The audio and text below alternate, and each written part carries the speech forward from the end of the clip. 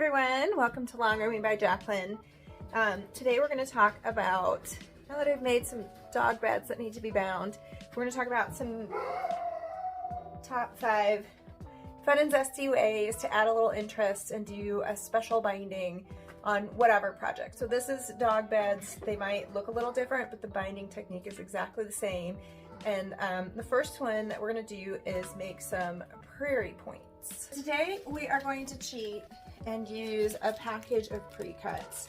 So this is a Bountex textile. It's Gabriella. Oh, I'm lying to you. It's P&B. And we're just gonna jump in and use these. You might call this a charm square, pre-cut 5-inch squares, whatever. So you just need squares of fabric. And this will work with any size square of fabric, and of course handy dandy to use pre-cuts. So let's get started. The first step we're going to do is cut your squares if you want, or take your pre-cut and you're going to fold it in half along one diagonal. Doesn't have to be perfect because all this is going to be in the same allowance anyways. And then we're going to take that triangle and fold it again. Give that a press. And there's your first Prairie Point. It is hot, but you will notice there's one raw edge where all the raw edges are together. And then I've got 2 folds here and 1 fold here, but a nice finished edge. So then it is a matter of going through your stack, pulling out the colors that you like, and repeating for as many Prairie Points as you like. On how much zhuzh you like, you can do your Prairie Points more or less dense, let's say. This is 1,000 degrees. Oh, come on, press. Oh, need like an oven mitt for this. Okay. So I can take my Prairie Points and I can have them like just kissing. I can have them overlapping a little. I can have it really dense and have them overlapping. So the point of this is like midway. So whatever is your arrangement, kind of decide what you want to do here. And these are not sewn yet, so you can obviously play with that and do a little auditioning.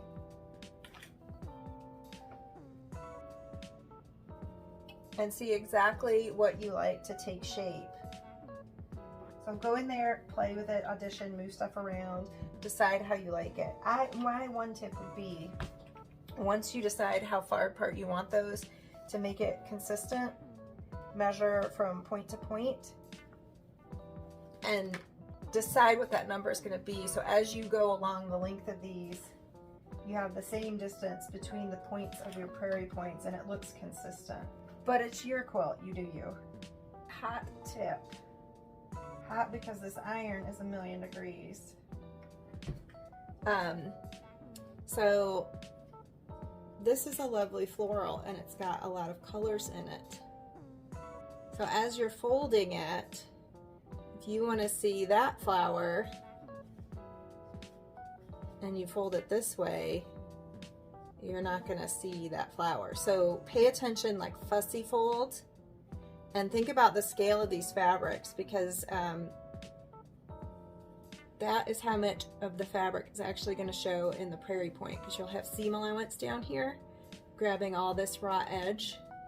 So if you have a huge print, it's not going to have enough real estate to develop in this little triangle. So this suits well to sort of general colors, impressionists, not really a whole big motif that's going to take a ton of real estate to make sense. But if you do want a certain color, fold strategically so that's what is on the outside of these little folds. And also play with some sizes. So get out your scrap, cut some squares of different sizes. I'm cheating and using these pre-cut squares And you can do that, and you can do this with a 10-inch square. You'd have really big points. See what size little triangle you're gonna form and get an idea of what it's gonna look like. So if you get your square and you draw an X on it, corner to corner, you'll get an idea of what the finished triangle is gonna look like. You can also use your ruler without even cutting it. So let's say I had a 6-inch square of fabric. I could do 6 by 6, and I could run a piece of tape here and then a piece of tape going the other way. So I have this little triangle, and then I could put my fabric in there and audition that and see if that's going to be roughly the size that I want. And then when you do go to measure these, hot tip, to see how many you need to make your length that you need to cover, remember that you need to leave seam allowance there. So I'm not really measuring across the top. I'm measuring about 1/4 of an inch down from the top. So I'm not going to have these little points on either side, so it's a little bit shorter than you think it is. And then if I'm overlapping, then I'll need even more triangles. So now we're just going to lay these out and figure out how I want them to be. How crossed over do I want them to be, and what color arrangement, and just sort of make a situation. I like mine to be all shingled the same direction, but this one's underneath, this one's on top, this one's on top. It really doesn't have to be any certain way. If you struggle with keeping these lined up, especially if you're going tip to tip, so your sewing machine as you go along would be going on and off these little triangles, my recommendation is to get some Vilene D0102, which is water soluble topping, cut a strip, arrange these, and you can pin and sew to that strip, and then when you wash the quilt, the strip goes away. So you can basically create your Prairie Point strip on a water soluble material, and then when that rinses out, it'll be completely gone. So that's Vilene D0102. And you know what, I might do that for this just to show how that works. This comes off a roll, and this happens to be the length that was left at the end of a roll. And I've just cut it in some 1.5-inch strips. The exact size is not that important. And I'm just gonna go to the machine and overlap them a little bit and put a few stitches here. Those stitches with this dissolves will just be a thread that will just pull out. So it doesn't have to be right size together or anything. Any which way you put this together, you're just trying to make a long strip, and this whole thing is gonna dissolve. So don't worry about anything with this. This is just a nice substrate that I can sew all these bitty bits to and keep it together while I need it together. Once it's sewn into the quilt and the quilt gets washed, it'll be totally gone because I don't need it anymore. So I have arranged these. Where's the end of my, here we go. And I needed 36 inches, and I'm measuring about 1/4 of an inch down to make sure I've got 36 inches there. And then I can also measure from the points to make sure I've got them nice and evenly spaced. And at this point, you could use a wonder clip or a pin to keep these together in an order. But what I'm going to do is pin to the Vilene strip and then sew along, and that will join all these triangles together. So then I can just hold it and move it around and have that all together, and it's already basted. When you do that, you want to use a very scant 1/4 inch, and then when you catch it in the seam, you want your final seam to cover the stitches, the basting stitches that you held these together. So go real close to the edge here when you're doing this, and then those stitches will not show in the final product. They'll be hidden in the seam allowance. So let's go ahead and do that. Anytime you are worried about seam allowances and what they're doing on the underside of your sewing, catching the needle, whatever, just apply a strip of Vilene, and this comes in a peel and stick.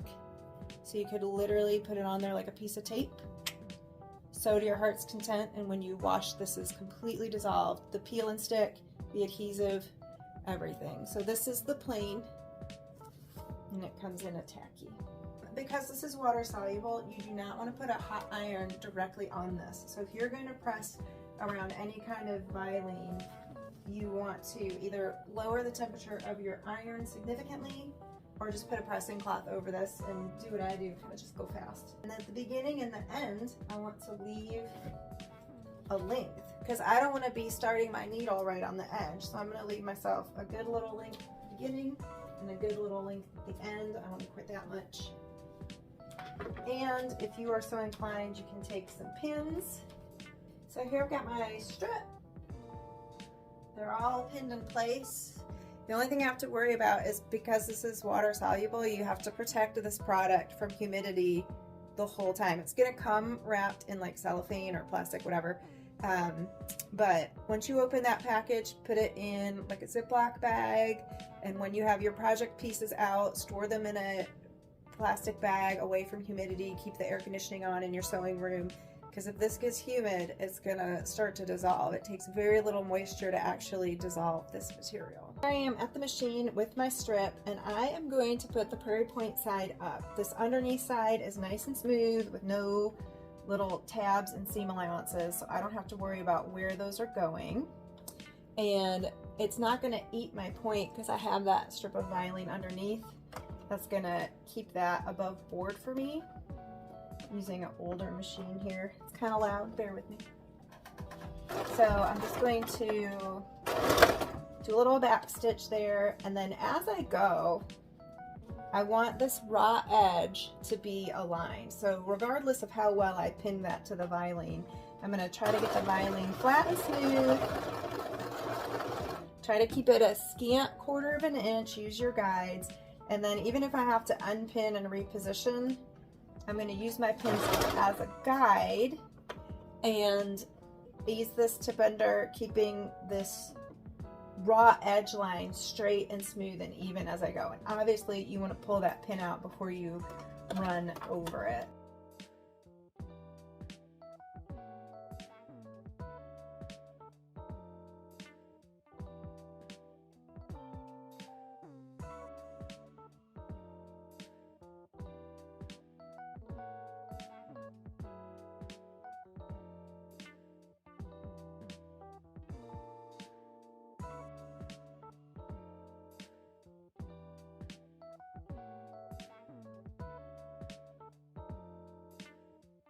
Alright, so now we have got our Prairie Points, just that quick and easy, made and basted into this easy to handle strip with our water soluble Vilene DO102. And then here is what I mean. These are basting stitches that you can actually do a really long stitch there. I have a small stitch going. And then when you catch this into your binding or into whatever seam you want your real seam allowance to be bigger so that these little basting stitches are hidden in your seam allowance. If they show, it's not the end of the world. And then the first time you wash the quilt, this whole thing is just gone. Completely dissolves into nothing. Because you want this to give you this stability and hold these triangles together while you're sewing. And then you don't want that excess bulk and weight and stiffness when you're done. This last one I ran on a bobbin thread, but it's okay because I caught him. So he's attached to the train and your little caboose can be flapping and it doesn't really matter. My Prairie Points are going into the middle of this quilt because this quilt is like a pillowcase for a dog bed. So what I did was pre-quilted some fabric and I'm making the pillow out of it. So I'm doing like a quilt as you go with sashing join here.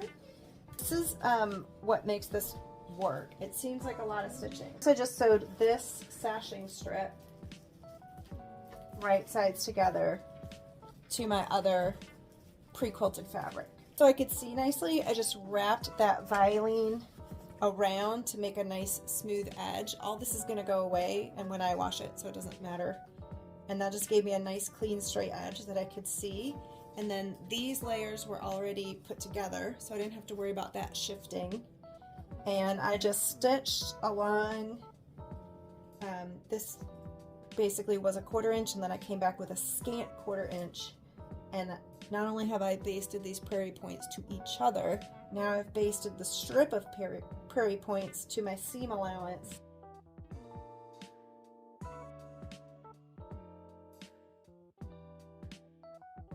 So here we have it. I have not washed this yet, so you still see the viling under there, but there is our Prairie Point trim. I decided to sew this together so there's a little offset. So the Prairie Point is sort of at this 1/4 mark. And on this end, I ended up just binding it and taking a seam. And then when you flip it inside out, because this is a reversible dog bed, can't do that one-handed. Pause, unpause. When she is feeling extra glamorous, she can switch to the satiny side.